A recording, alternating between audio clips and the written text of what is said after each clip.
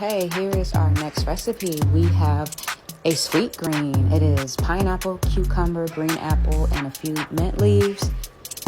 So for this one, don't be fooled by the color at all. This is a sweet treat. And the mint gives it that little refreshing. It does remind me of summer. I know we're in fall, but it's okay.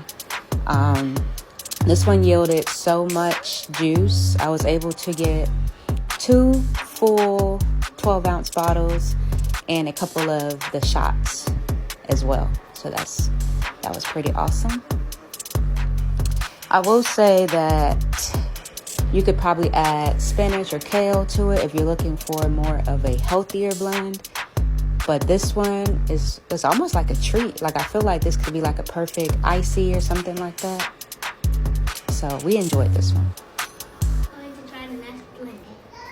This is cucumber, pineapple, what is it? Mint and green apple. I'm like, what is it? He is 7, so let's see how he feels. Really great tea. She's trying the cucumber, pineapple, green apple, mint. That's good. See?